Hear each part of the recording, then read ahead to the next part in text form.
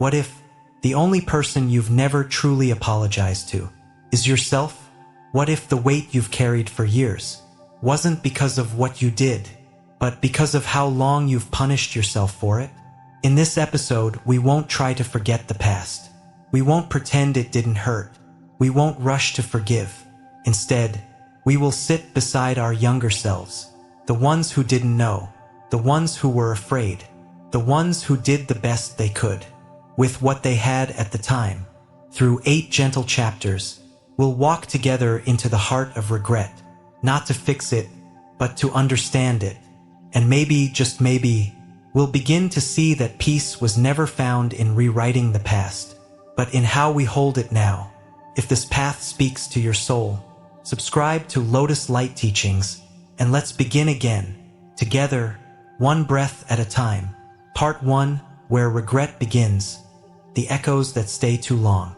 There's a moment in almost every quiet afternoon, a flicker, a thought, a single memory that pulls at your chest like an old thread. You weren't thinking about it. You were just folding laundry, sipping tea, watching light shift across the floor. But then it comes. A voice, a face, a decision you didn't make, or one you wish you hadn't. And suddenly, you're not here. You're back there, in a different version of your life, standing in the middle of a scene you can't edit anymore, wishing, just for a moment, that you could say something else, do something different, hold someone a little longer, or let someone go sooner. That's where regret begins. Not always loud, not always dramatic, but persistent, like a soft ache under the ribs, like a song you can't get out of your head, but not because it's beautiful, because it's unfinished. And when we age, those songs come back louder. When the noise of busyness fades, when no one's asking for dinner or help or answers, the ghosts sit closer. Buddhism teaches us that regret is not something we must carry. It is something we are invited to see, to befriend, to understand, not as a punishment, but as a teacher. Because beneath every regret is something tender, something still alive. Regret is not just about what went wrong. It's about what mattered. We don't regret what we never cared about. We regret what we loved and lost, or failed to protect, or misunderstood too late. So in that way, regret is a form of love, but one that got stuck in the past. And now, we begin to free it, not by fixing the past. We can't. Not by forgetting it. We shouldn't. But by holding it differently, more gently, like a child who's been crying alone in a room, not because they're bad, but because they've been ignored too long. Many people fear regret because they think it means failure, but the Buddha didn't teach that. He taught that awareness is freedom. When we bring light to something hidden, even if it hurts, we begin to loosen its grip. That is the invitation of this part of your life. You are no longer required to run, to perform, to explain. You are simply asked to sit beside yourself and finally say, I see you. I see where it hurt. I see what you wish had gone differently. And I'm here now. That moment of presence, without judgment, is the beginning of healing. There's a story in the Buddhist tradition of a woman named Kisa Gautami. She lost her only child and was overwhelmed with grief. She went from house to house, begging someone to bring her child back to life. Finally, someone sent her to the Buddha. He told her, bring me a mustard seed from a house where no one has known sorrow. She went, house after house, village after village, and at every door, she heard stories of loss, of heartbreak, of regrets, and slowly, she stopped asking for her child to come back, and started to understand. She was not alone. None of us are. You may think your regrets are unique, that no one else carries what you carry. But look around. Every heart has its own silent ache. Every life has its untold moments of, I should have. I wish I hadn't. I didn't know how to love them better. You are not broken because you have regrets. You are human. And the practice now, in this gentler season of your life, is not to erase what happened, but to learn how to carry it differently. Imagine placing each regret, one by one, into a small wooden boat. Not to sink it, not to set it on fire, but to let it float, to say, you don't have to stay inside me anymore. You are part of my story, but not all of it. And then you watch it drift. You let it go, bit by bit, with each breath. And in doing so, you make space. Space for peace, for presence, for the version of you that is not defined by mistakes, but by awareness. You're not too late to make peace. You're right on time, because the moment you become aware of regret, without collapsing into it, you become free. In the next part, we'll begin to look deeper at the Buddhist view of karmic seeds, how actions plant results, and how regret can become the soil for something deeply healing. But for now, just sit, feel the ache without running, place a hand on your heart, and whisper, it's okay, you did not know, and now you do, and that's enough, because even regret, when held with compassion, can become the doorway to the kindest version of you that has ever lived. Regret often feels like a heavy stone tied to the past, one we drag behind us without ever truly looking at. And yet, in the quiet honesty of Buddhist wisdom, that very stone can become part of the path. Not a burden to be cursed, but a teacher to be bowed to. You may be wondering, what does Buddhism really say about regret? About the things we did that caused harm, or the things we didn't do and will never get the chance to? The answer doesn't begin with shame. It begins with understanding. In Buddhist teaching, all actions plant seeds. This is the law of karma. Not as punishment, but as a simple unfolding of cause and effect. Every thought, word, and deed sets something into motion. Some of those seeds bloom quickly, some take years, and some may not bloom in this lifetime at all. When we realize we've planted painful seeds, maybe through unkindness, neglect, or ignorance, regret is a natural response. It's the heart awakening. It's the moment we see clearly, and that clarity pierces like a beam of light through fog. But here's what the Buddha reminds us. Karma is not fixed. It is dynamic, and our present awareness, our present compassion, is powerful enough to begin planting new seeds. Right here, even now. So regret, then, is not the end of the story. It's the beginning of a new chapter, if we let it be. Imagine standing in a vast field. In your hands are two kinds of seeds. One from your past already sown. Some sprouting pain, some silence, some things you wish you could pull from the earth. But in your other hand, you now hold the seeds of today. Patience, humility, forgiveness, loving kindness. You can't erase the old seeds, but you can tend the new ones. You can choose today to speak gently, to forgive someone who doesn't even know they hurt you, to apologize in your heart to someone you can't reach, to be kind to a stranger in the grocery store, to breathe before reacting. Each of those acts, small and seemingly insignificant, is a turning of the soil, a quiet revolution of the heart. There's a story in the Theravada tradition about a man who spent his early life harming others. One day, he heard the teachings of the Buddha and felt deep sorrow for all he had done.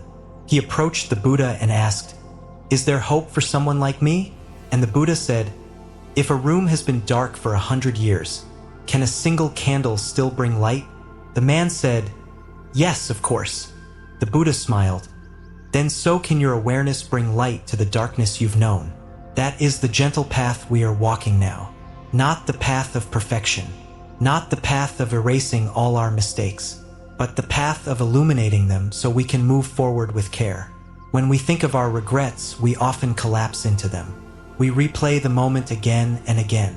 We ask ourselves why we didn't know better, why we didn't say what needed to be said, why we weren't more patient or more brave or more kind. But Buddhism encourages a different approach. Rather than asking, "Why did I do that?" ask, "What was I unaware of then that I see now?" And more importantly, what does that teach me about how I want to live today? Because the past cannot be changed, but it can be held with wisdom. And from that wisdom, new actions are born. You might not be able to call the person you hurt. You might not be able to go back and choose differently, but you can bow to that moment now. You can say, "That was a moment of unconsciousness, and I no longer wish to live that way." You can light a candle, You can offer a prayer. You can dedicate your next breath, your next kindness, your next choice to the healing of what came before. And this isn't fantasy. This is real karma. This is the unseen turning of the heart that softens the future before it even arrives. There's a silent ritual some monks do at night. Before sleep, they place their hands together and review their day, not to judge themselves, but to reflect gently. Where was I patient? Where did I act with anger? Where did I forget to be present? And then they whisper, whatever I have done with unawareness, may I now see clearly. Whatever harm I've caused, may I now vow to cause less. Whatever I have planted, may I now tend with love. You can do this too, not as penance, but as presence. Because this, dear one, is what healing really looks like. Not erasing the past, but holding it in such a way that it no longer controls you. When you bring compassion to your regrets, they lose their power to punish. They become part of your story, yes, but no longer the chapter that defines the rest of the book. You may look back at a moment and still feel the sting. That's okay. Let it sting. Let it remind you that your heart is still tender. Let it remind you that you care. And let that caring shape how you walk now. There's a Zen story of a man crossing a river. Halfway across, he drops a stone into the water. A stone he had carried since childhood. Someone asks him why he let it go after so long. And he answers, because I finally realized I didn't need it to remember. I only needed it to learn. That's what regret becomes when we meet it with mindfulness. Not a wound, but a window. Not a prison, but a place to bow. So tonight, as the world quiets and you sit with yourself, place one hand on your heart. Feel the rhythm that continues no matter what you've done or failed to do. And say softly, I see the pain I've caused. I forgive the person I was. And I choose now to walk with care. That is how karma becomes compassion. That is how regret becomes wisdom. And that is how you, even now, can begin again. Part 3. The inner critic and the voice of compassion. There is a voice in you that never seems to sleep. It doesn't shout, but it's always near. It whispers when you're alone, comments quietly when you make a mistake. It lingers after conversations. It reviews the past with surgical precision. Sometimes it sounds like your own voice. Sometimes it sounds like a parent's, or a teacher's, or someone long gone. Says things like, you should have known better. Why did you do that? You messed up again. You always ruin things. Too late now. This voice, soft, persistent, familiar, is what we often call the inner critic. For many people, especially as they grow older, this voice becomes louder, not softer. It fills the quiet left behind when the world stops needing you to move so quickly. It slips into the silence of retirement, of empty rooms, of afternoons alone. It brings up what you've done wrong, what you didn't fix, what you wish you could take back. And before long, regret turns into shame, and shame turns into silence. And silence becomes a kind of private exile, where you still smile, still function, but carry a hidden weight everywhere you go. Buddhism does not ignore this voice, but it does not feed it either. It invites us to meet it, to bow to it, and to gently ask, who are you trying to protect? Because here's the truth. The inner critic is not evil. It's afraid. It learned long ago that if it scolds you first, you won't be surprised when others do. It learned that if it keeps you small, you won't get hurt when life doesn't meet your hopes. It doesn't trust softness. It only knows survival. But now you are no longer a child. You are no longer in a world that punishes you for making mistakes. You are in your own company now, and that means you can start speaking to yourself with something the inner critic has never learned: compassion. There's a practice in Buddhism called metta, loving kindness. It begins with this radical idea that you are worthy of care, not because you are perfect, but because you are alive.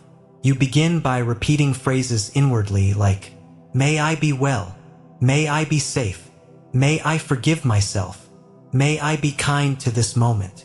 First, these words feel distant, mechanical, fake even, because the inner critic rises up quickly. You don't deserve that. You made too many mistakes. Compassion is for better people. But you stay. You breathe. You continue the practice. Not because you believe the words yet, but because you're learning to offer yourself what you never received enough of. This is not about silencing the critic. It's about creating a second voice, a deeper one, the voice of compassion. It doesn't erase the past, but it brings warmth to it. It says, yes, that happened. Yes, it hurt. But you don't have to be cruel to yourself forever. There's a Zen story of a student who came to the master in tears. I've made so many mistakes, he said. I can't stop hating myself for them. The master poured 2 cups of tea. He handed one to the student and said, drink this slowly. Each sip is forgiveness. Not because you deserve it, but because it's the only way forward. The student cried. Sometimes that's all it takes, to be offered something warm when you expected punishment, to be reminded that healing doesn't come through harshness, but through softness. You may be thinking, but I really did cause harm. Yes, I really did fail that person. Yes, I did make bad choices, and that's true. But Buddhism teaches that karma is not identity. What you've done is not who you are. Who you are is the one who sees clearly now, the one who has changed, the one who is willing to make peace with the person you used to be. You're not erasing accountability. You're adding compassion to it. And in that combination, something powerful happens. The shame begins to dissolve. The inner critic begins to quiet, and you begin to soften toward yourself. You look at your younger self, the one who didn't know better, and instead of scolding, you begin to say, I see why you did that. I see how scared you were. I see how confused, how tired, how desperate you felt. And you hold them, not to justify, but to understand. And that understanding frees you in the quiet hours of your day, the ones filled with memory and shadow. You have a choice. You can replay your failures, or you can breathe into them, like someone watching clouds pass, without grasping, without pushing, just observing. This is part of my weather, but I am still the sky. The critic is weather. Compassion is the sky. The critic comes and goes. Compassion remains. Tonight, as you prepare for rest, take one memory that still brings you shame. Just one. Place your hand over your chest. Breathe deeply and say, I did not know better then. I was doing the best I could. I am willing to love the one who didn't yet know how. Repeat this softly, like a lullaby to yourself. You may feel tears rise. Let them come. Tears are the way truth leaves the body. And with each breath, a new voice grows stronger. Not to erase the old one, but to balance it, to meet it. And maybe one day soon, when that old voice whispers again, you were never enough, you'll smile gently and answer back, but I am now, and I always was. I just didn't know how to listen yet. Part 4. Making peace with the unchangeable. There comes a point in every life when the truth becomes undeniable. There are things we cannot go back and fix, not because we don't want to, not because we haven't tried, but because the moment is gone. The person is gone. The opportunity is gone. And all we are left with is the echo. For a long time, we try to fight this. We replay scenes in our heads like a broken projector, hoping that if we think hard enough, feel deep enough, cry long enough, somehow reality will shift, that we will wake up in a different version of the past, that the words we said in anger won't have landed, that the silence we kept won't have caused harm, that we'll be granted just one more chance to choose differently. But that chance doesn't come, and the ache of that truth is sharp. It sits in the ribs like a quiet bruise. It follows you to sleep. It rises with you in the morning. This is where many people get stuck, not because they're weak, but because they're human, because letting go of the idea that we could have done better feels like letting go of the person we wanted to be. But Buddhist teaching offers a deeper path, one that begins not with logic, but with compassion. It begins by saying, you don't have to forgive the past yet, but can you stop trying to rewrite it? because rewriting the past is impossible. But reframing your relationship to it is not only possible, it is deeply liberating. What if the goal isn't to forget? What if the goal is to make peace with what cannot be changed? There's a story in the Buddhist tradition of a student who comes to the teacher, trembling with guilt. "I made a decision years ago," he says. "It cost someone their happiness, and I can't undo it." The teacher doesn't speak right away. He simply walks to the garden, kneels by the soil, and presses a seed into the ground. "This will become a tree," he says, "but not in our lifetime." The student watches in silence. "You cannot pull the seed back out," the teacher says, "but you can water it with your kindness today, and someone, someday, will sit in the shade of your understanding." This is what Buddhist wisdom teaches us, that peace is not always about fixing. It is about planting new seeds, beside the ones we can no longer touch. So what does that look like in your real, ordinary life? It looks like making tea for yourself with gentleness, not because it fixes the past, but because it honors the present. It looks like smiling at a stranger, because you once looked away from someone who needed it. It looks like writing a letter to someone who's no longer here, not to send, but to speak what still needs saying. It looks like placing your hand on your own heart and whispering, "You did not know. You were hurting too. You were confused, lost, afraid. And now you see." That moment of seeing without fixing is sacred. In Western culture, peace is often defined as resolution, closure, making it right. But in Buddhist thought, peace often comes when we stop demanding resolution and start cultivating acceptance. Acceptance doesn't mean we approve. It doesn't mean we excuse.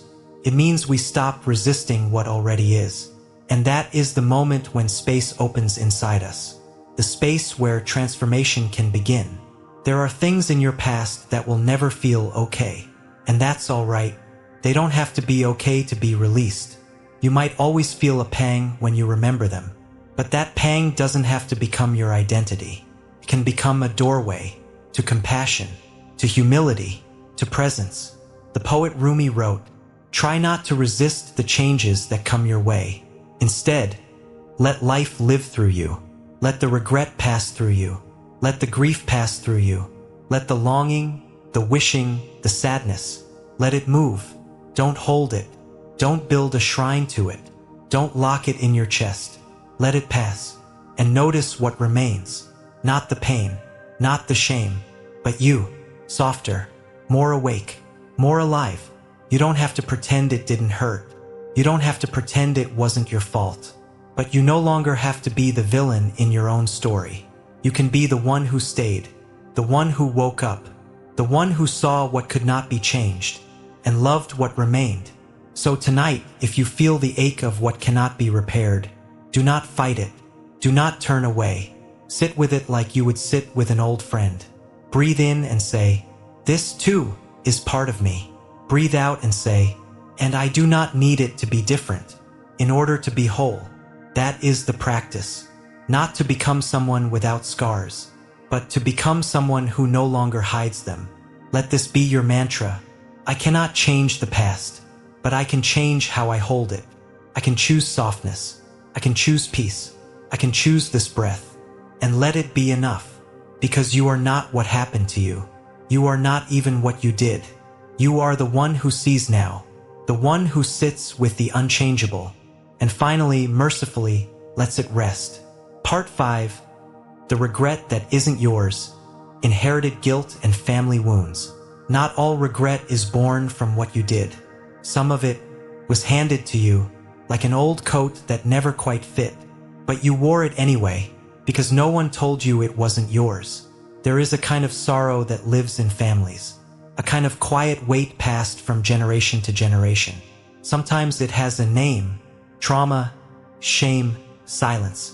Sometimes it doesn't, just a feeling, a heaviness, pattern that repeats. You may have lived your life, carrying the consequences of decisions you never made, caring for wounds you didn't cause, trying to fix what others left broken, feeling guilty for having more than they had, or guilty for not being able to save them. This is inherited regret, and it is very real. In Buddhist psychology, there is a teaching called store consciousness, the idea that everything we experience, even what we inherit, is stored deep within our being like seeds in fertile soil. Some of those seeds we planted. Others were planted by those who came before us. A parent who never said, "I'm proud of you." A mother who was never allowed to rest. A grandfather who carried war in his bones. A sister who blamed herself for everything. A lineage that kept its pain behind closed doors. And now, you sit in the stillness of your own life, and you feel something rise. A sorrow, a burden, a regret you can't name. Not because it belongs to you, but because it lives in you. So what do we do with regret that isn't ours? Do we ignore it, push it back down, pretend it doesn't shape the way we breathe?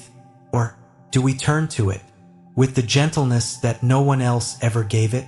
The first step is recognition, to simply say, this pain I feel may not have started with me, but I will be the one who chooses not to pass it on.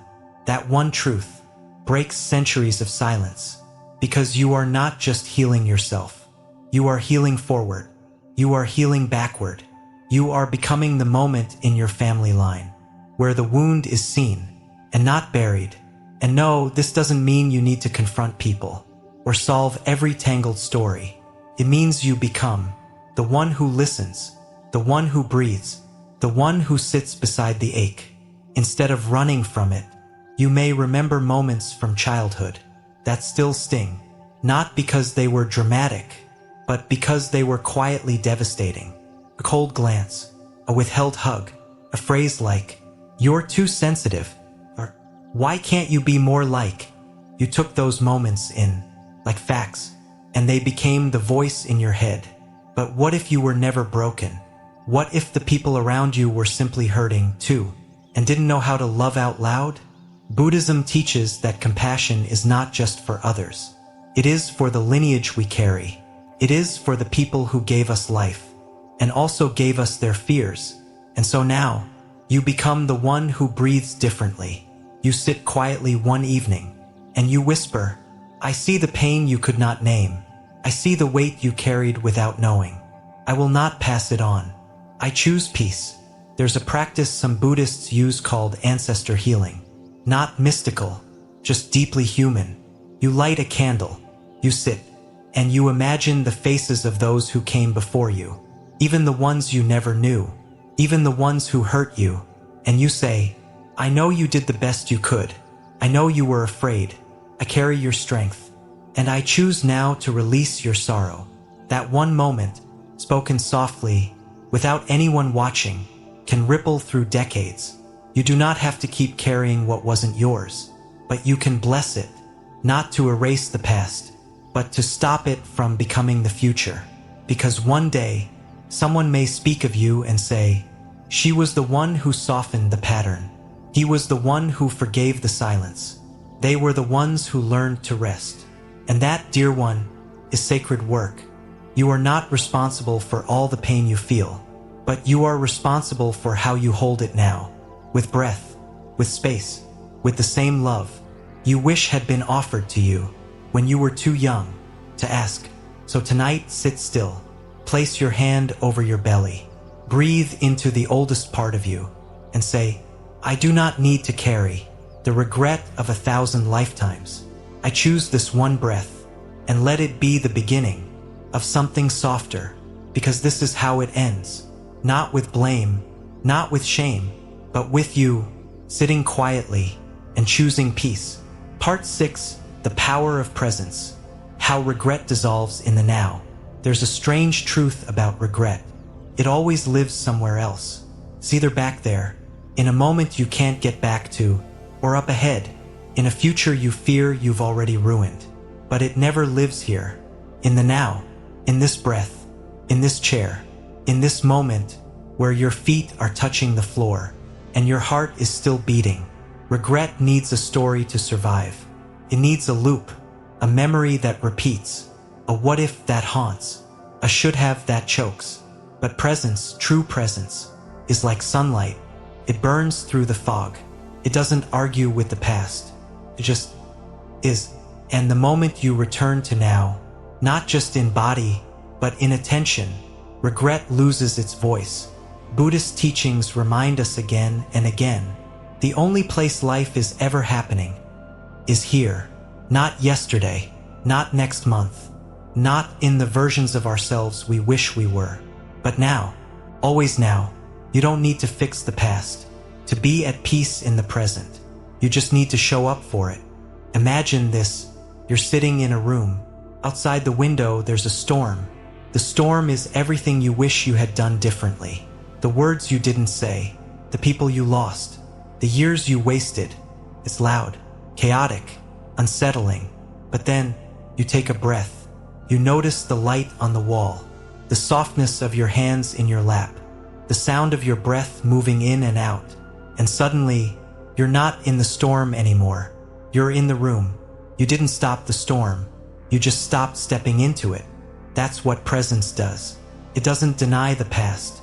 It just doesn't live there anymore. There's a saying in Zen, let go or be dragged. But what are we letting go into? Into this moment, into now, into what is actually here, not what could have been. And what's here isn't perfect, but it's enough. It always has been. The tea cooling beside you, the rhythm of your own breath, the memory in your bones that says, I have survived this far. That's real. That's presence. That's life. Regret loses power when you stop feeding it with attention. And attention is like a spotlight. You can move it. You can direct it. You can bring it back to what's sacred. This breath. Try it now. Close your eyes for a moment. Take one deep inhale through the nose. And as you exhale, let your shoulders drop. Feel your weight. Feel the seat beneath you. Feel the air as it touches your skin. No story, no judgment, just sensation, just now.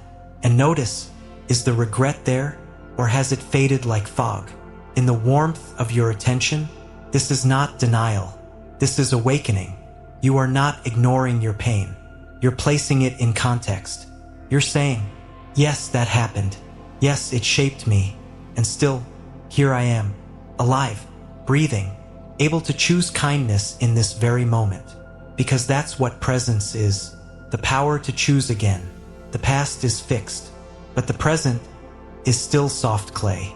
In the presence of mindfulness, you don't erase your story, you relate to it differently.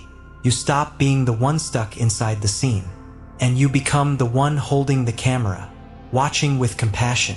That shift, from identity to awareness, is everything.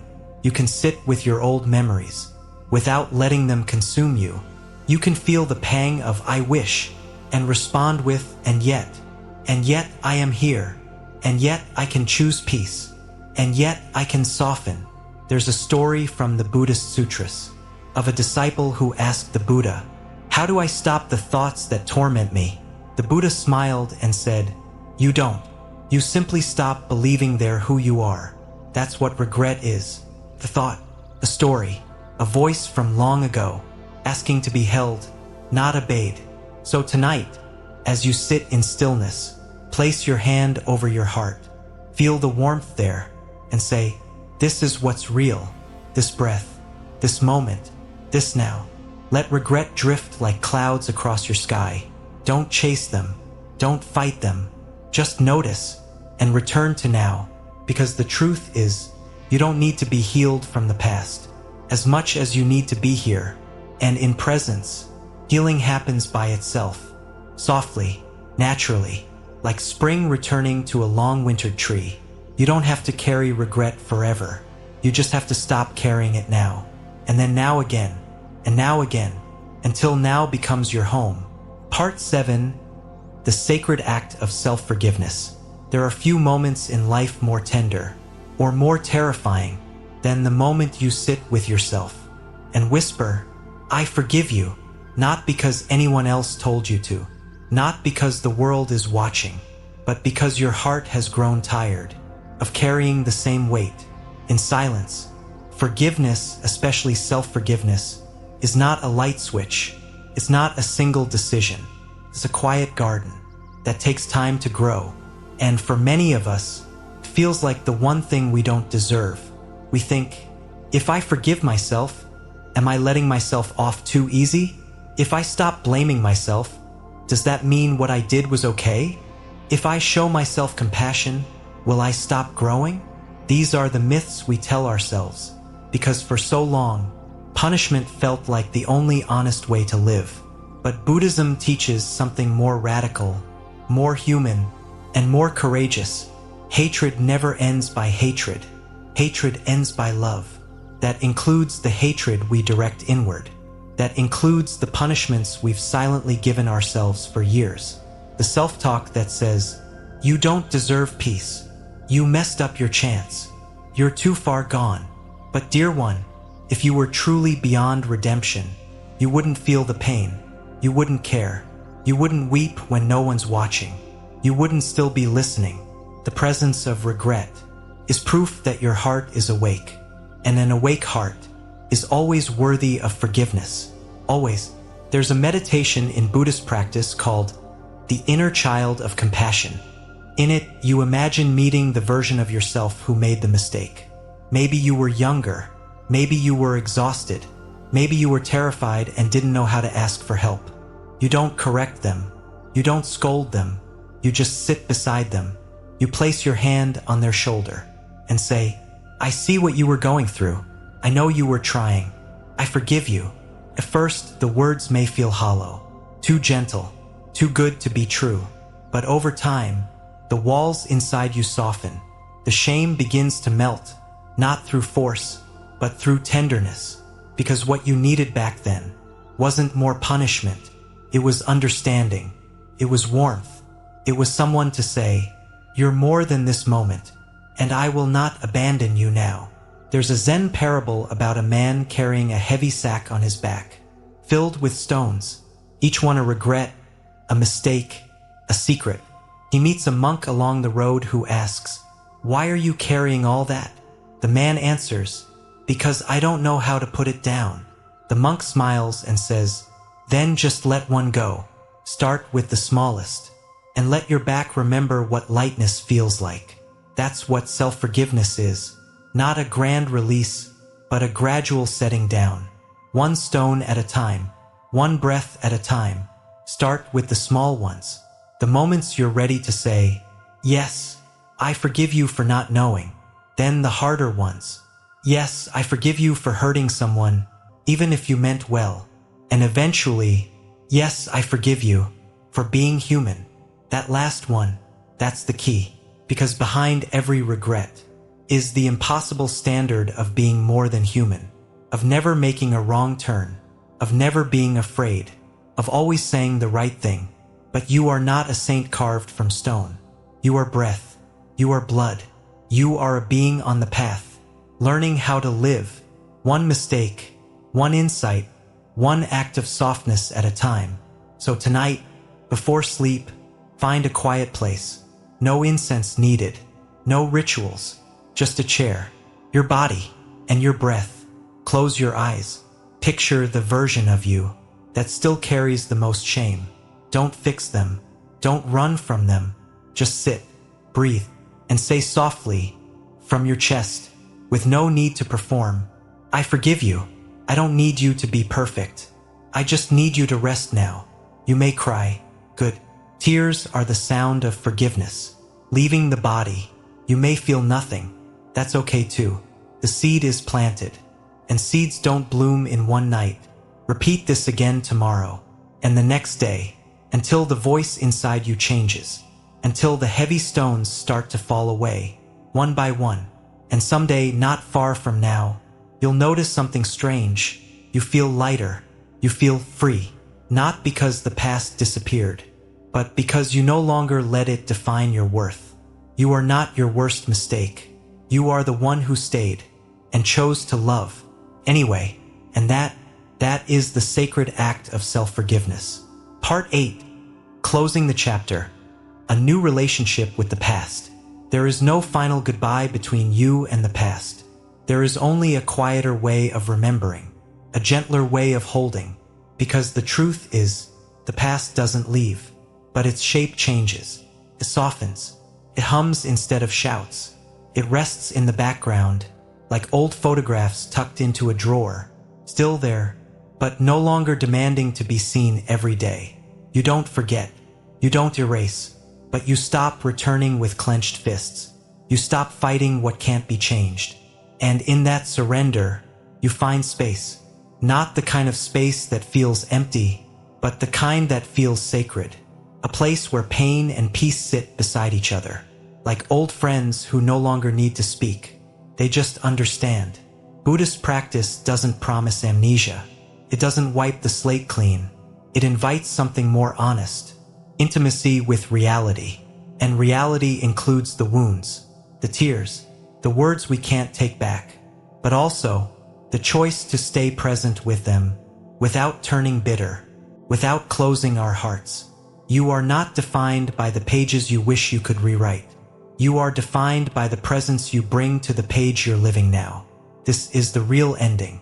Not forgetting, but forgiving. Not retreating, but returning.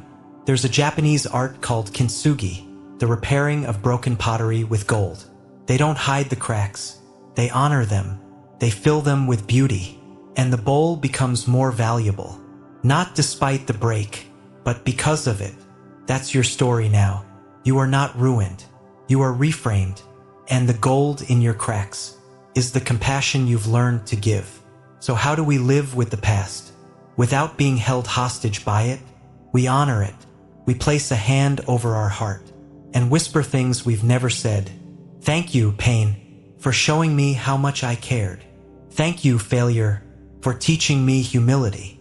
Thank you, regret, for waking me up to my choices.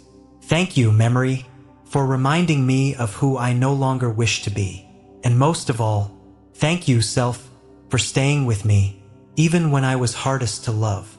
That sentence alone can rewrite your relationship to everything, because for many years, you may have believed the past owed you something, an apology, a do-over, a sign. But now, you offer something instead. You offer forgiveness, grace, compassion, presence. And in doing so, you become the healer you were waiting for. You become the one who walks beside the past, not to fix it, but to remind it, we made it. And we are okay now. You begin to carry the past, the way an elder carries an old book, not as a burden, but as wisdom. You read it now not to suffer, but to understand. You close it not out of anger, but out of reverence. And when you finally set it down, not to forget, but to walk forward, you do so with lighter steps. The final letting go is quiet. No fireworks, no ceremony. Just a morning where you notice. You haven't thought about it in days. Just a breath where your chest doesn't tighten when that name comes up. Just a moment when someone else is drowning in regret. And instead of sinking with them, you offer a hand. Because you know what it means to hurt. And you know what it means to heal. So now, let this be your parting blessing to the past. You shaped me, but you do not own me. I carry your lessons, but not your chains. I walk with you in my shadow, but I am no longer looking back. I am here, and this moment is enough. You are no longer the person who hurt. You are the person who saw the wound, held it with compassion, and chose peace anyway. That is the final act. Not forgetting, but choosing, again and again, to live with your heart open. And in that opening, you don't just heal yourself. You become someone who makes the world a little softer, for everyone still learning to forgive. And now, you've walked the long, quiet road of regret, all the way to its end. You didn't erase the past. You didn't pretend it didn't hurt, but you did something far more sacred. You sat beside it. You listened. You forgave what could not be undone. And in that stillness, you became someone softer, not because you were weak, but because you were finally brave enough to stop fighting what already happened. You learned that some stories don't need to be rewritten. They just need to be blessed. So now, as the final breath of this journey lands softly in your chest, whisper these words inwardly. I am not my mistakes. I am the one who stayed. I am the one who learned to love what I could not change. If this journey has touched something in you, I invite you to share one thing you've forgiven in the comments. It might help someone else begin. And if you'd like to keep walking with us, subscribe to Lotus Light Teachings, because here, every breath is a beginning, and every regret is just waiting to become peace.